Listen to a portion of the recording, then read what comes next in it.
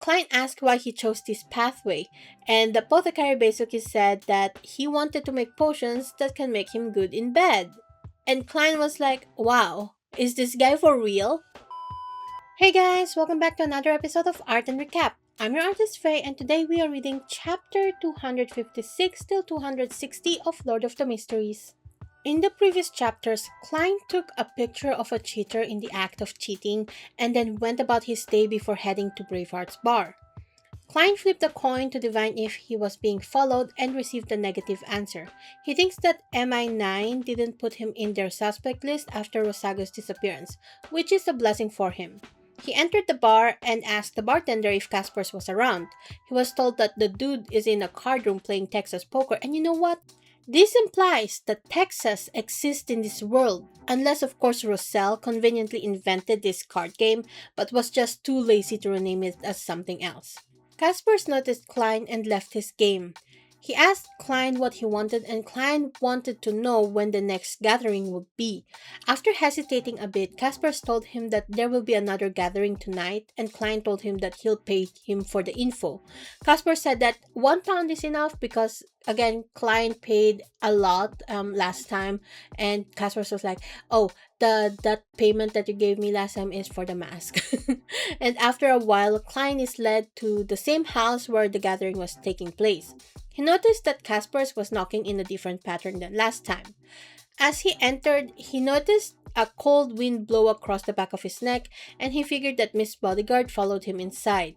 Since no one seemed to notice, Klein thinks that there isn't even a single Second Six participating in the gathering.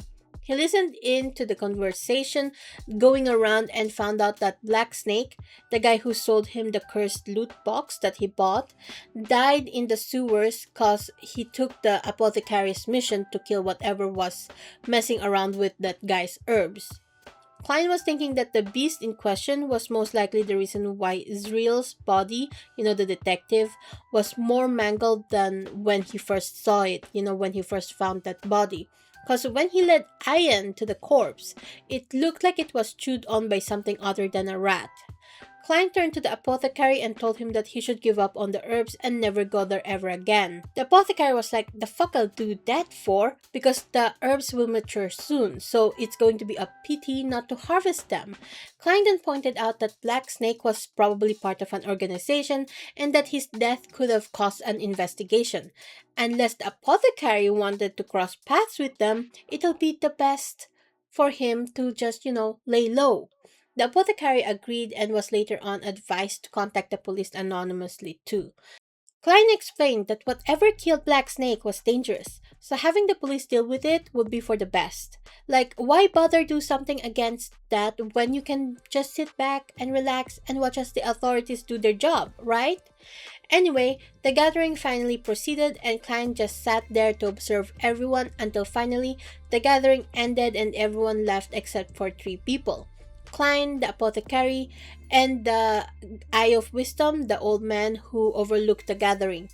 The Eye of Wisdom recognized Klein as the crazy gambler and congratulated him on his luck. The apothecary was surprised and said that he thought Klein was already dead. Klein told them that he was just extremely lucky and that because of that, he's become a beyonder. The apothecary was surprised and said that he should have listened to his teacher, and Klein deduced that he truly is an apothecary because all this time Klein was just guessing, right? Because that pathway is controlled by the Church of Earth Mother and the Life School of Thought.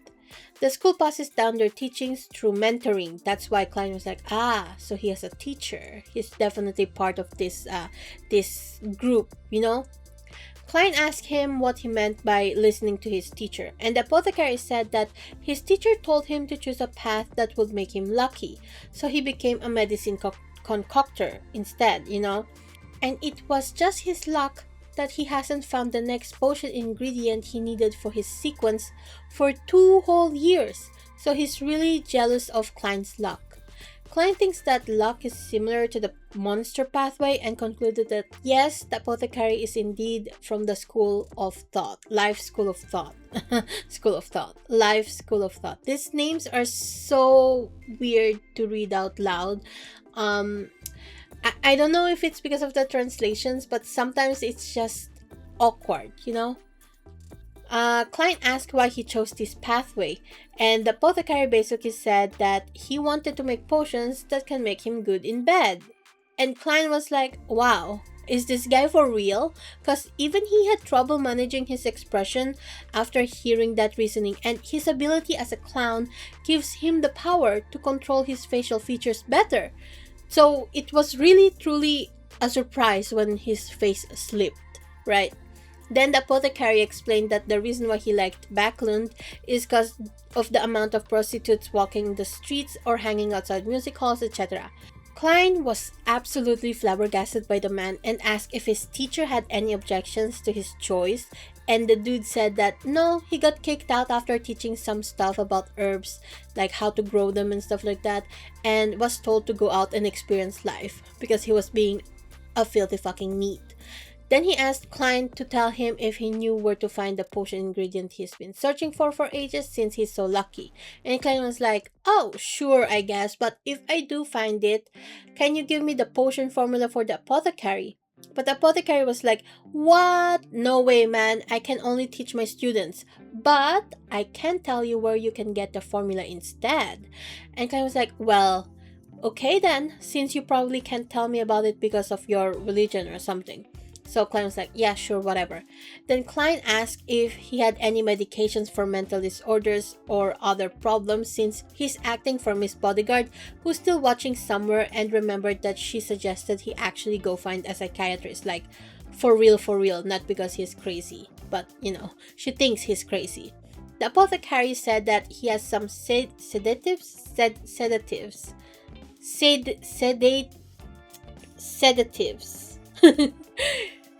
The apothecary said he has some sedatives he can exchange for 10 soli and that he'll bring 4 in the next gathering. Klein agreed even though he thinks that shit's expensive. Then he turned to Eye of Wisdom and asked if he can attend the next gathering, and the old man said, sure, go ahead, and then explained how he can find out about the next gathering. Basically, Klein has to find an advertisement on the 5th page of a certain company called Ernst or something, and there's going to be a code over there that he has to decipher because it involves the amount of knocks that he needs to do to enter the gathering. Of course, the old man explained how to decipher that, right? Klein later on asked if Eye of Wisdom has any mystical items like what Black Snake sold him, and the old man said that yeah, he does have some, and he's going to show Klein right now. Klein told him that he needed something stronger than him with some mystical powers. And the Eye of Wisdom said that what he's searching for sounds like an item he called 2081. And Klein was like, oh, that sounds like a sealed artifact. Could it be that it used to belong to the Church of the Evernight Goddess? But no, Eye of Wisdom later on explained that it actually belonged to the Church of Knowledge and Wisdom, and that the artifact will make you think faster or something. And Klein asked about its flaws cause every sealed item has one, right? And the guy was like, well, since you're thinking too fast, if you exceed the time limit, you can lose your mind and become a dumbass.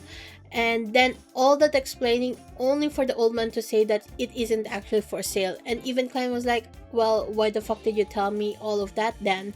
And truly the old man just wanted to flaunt his stuff because he doesn't get to talk a lot about his collection because he has a lot of them.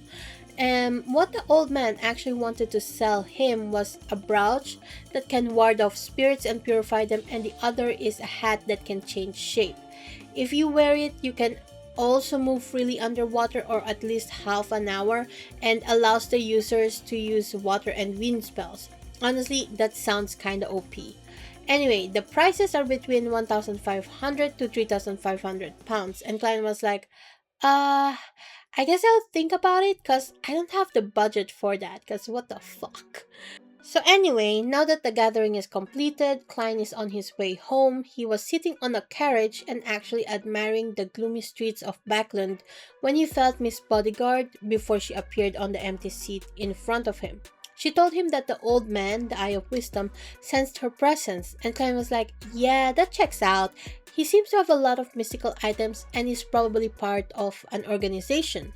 And he wonders exactly who that guy could be because the mystical items he has aren't cheap. And I was like, wait, what if this guy is actually Audrey's dad? That would be absolutely crazy. Suddenly, Miss Bodyguard frowned and looked at the window opposite her and said that she can smell blood. How she can smell blood when she's a spirit? I don't know. She has a nose, I guess.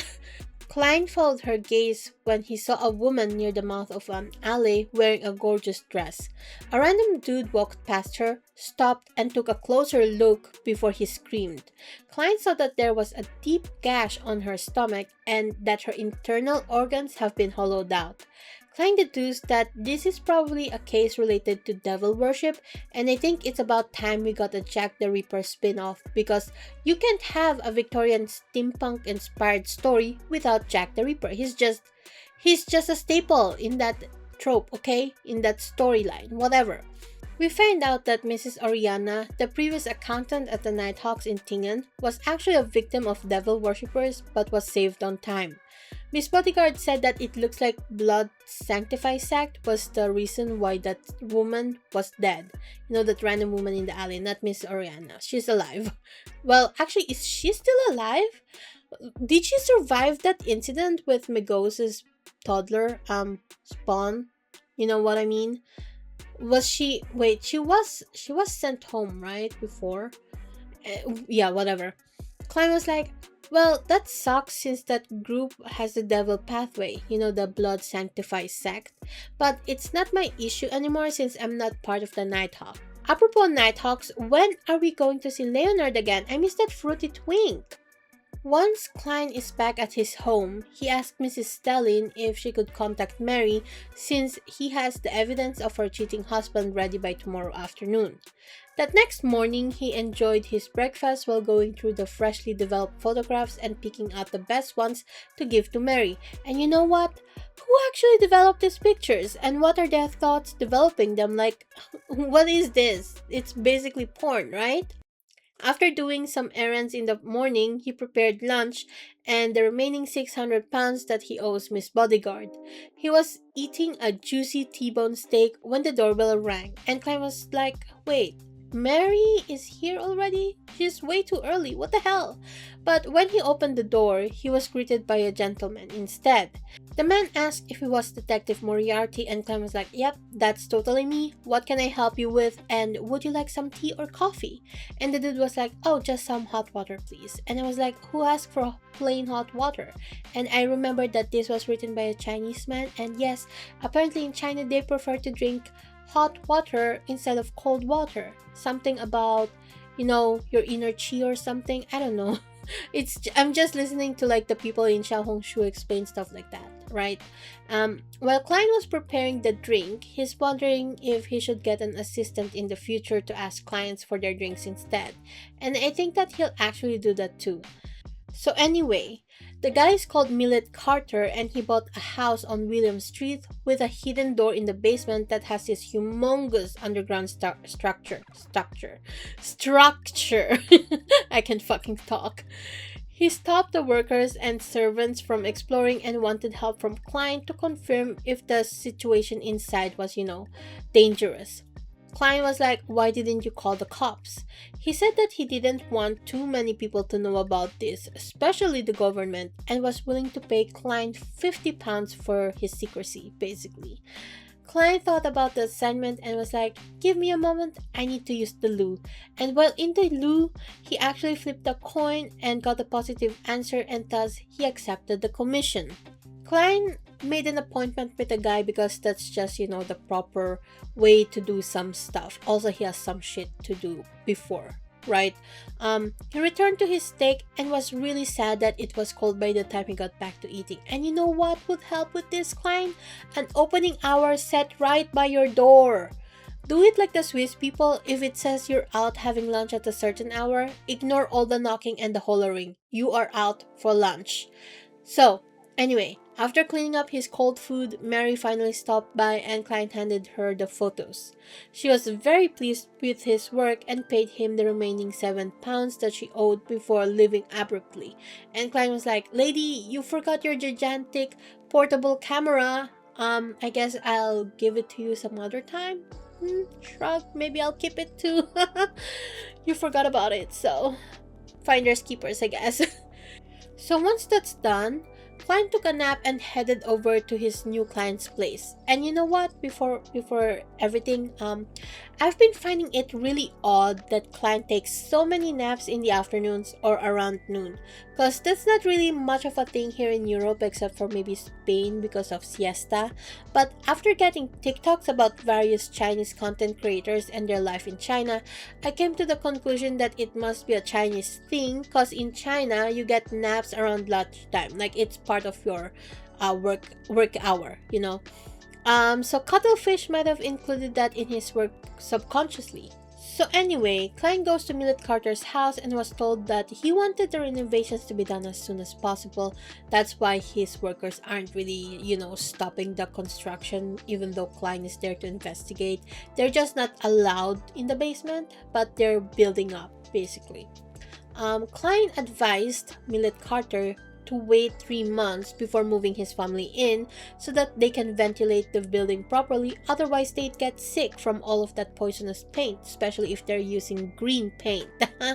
If you know the Victorian era, they are absolutely obsessed with the color green, especially like poison green. That's why it's called poison green, right? Because there's actually poison in it. That makes it such a vibrant color, and it made a lot of people sick. Mm, Small history lesson over there. Yeah, so Klein told him that, and the man thinks this true. Of course, Klein didn't say that it's because of the green color. I'm just saying that. But anyway, the man thinks through what Klein has told him while he is guiding Klein to the basement.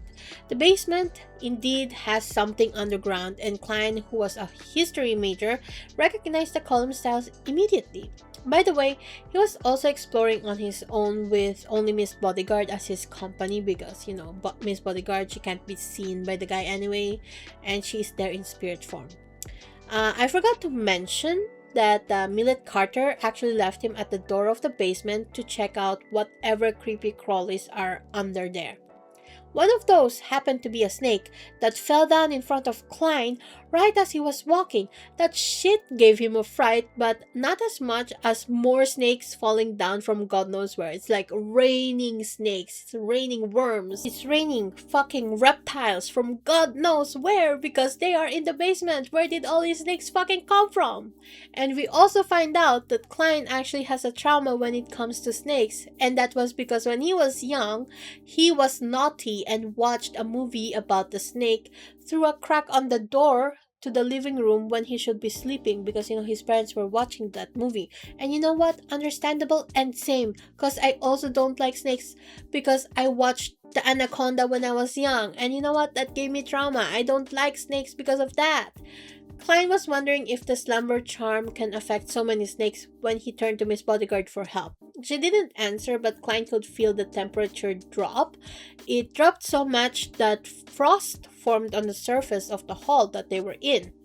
The cold made the snakes fall asleep, basically, since they're cold-blooded and they're reptiles and they think it's hibernation time now, I guess. So Klein cautiously walked through the stone door and into the wide hallway and took notice of an upside down candlestick and figured out that the structure that he found himself in was probably from the fourth epoch. The candlesticks apparently meant something. 3 on the left side and 2 on the right is the highest standards a normal person can enjoy during that time period. So the fact that there are several around this hallway must mean that they're from a very powerful noble family like the Antigonus or the Zaratul families who were active in the fourth epoch. Anyway, he also saw 2 iron black seats on top of a platform, and he thinks that it's super odd that there are 2 seats and wonders if it's a double count, a double duke, or a 2 princes. And I'm thinking that what if they're just a married couple who wanted to have equal rights, Klein? That's also a possibility, right? Klein mutters how strange it was, and Miss Bodyguard asked him to elaborate since he was, muttering to himself. He said that the ventilation around the mysterious basement is really freaking good, and he wonders if there might be another entrance somewhere. He marvels at the architecture designs some more and approached the chairs that looked like it was meant for giants to sit on because it's like 3 meters tall or something. There's an emblem on the back of the chair, and one side is actually a black crown, and the other is a hand holding a scepter. Miss Bodyguard says that it's the Tudor family's emblem, and Klein was like, "What? Really? How did you recognize that?" But Miss Bodyguard just shook her head, and Klein didn't press any further. And you know what? I have a feeling that Miss Bodyguard is actually part of the Tudor family, or maybe she's born or she was alive or active around that time. That's why she recognized the crest immediately.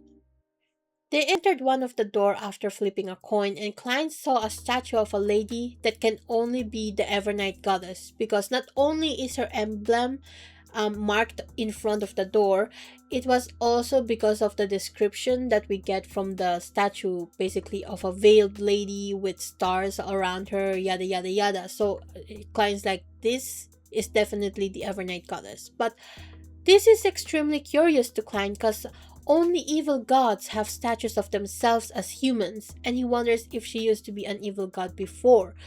She got rebranded as one of the seven godly beings in Lowen, I guess.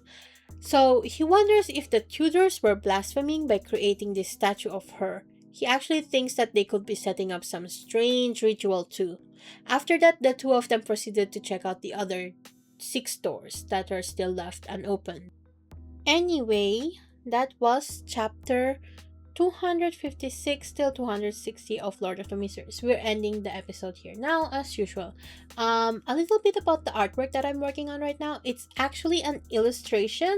Surprise, surprise! How long has it been since I worked on an illustration? A very long time. That's how long. Anyway, this illustration is actually going to be the chapter 5 cover art, basically, of my webcomic, and I am super excited to start rendering it. It's going to take a while because, as you can see, it's a lot more compared to what I usually draw. So we are dividing this into my the line art and the flats process, which is this video, and the next one will be the rendering version, right? Anyway, that is all for today. I hope you guys have a nice day. Before I go, please like, subscribe, leave a comment. It helps my channel out a lot. My commissions are open and my Vision link is down in the description below. Check out my story Dreaming of Aurora if you have the time. And finally, thanks to my patrons, Robek, Vanarik, and J. Voljevelitska for the support. I'll see you guys next time. Bye!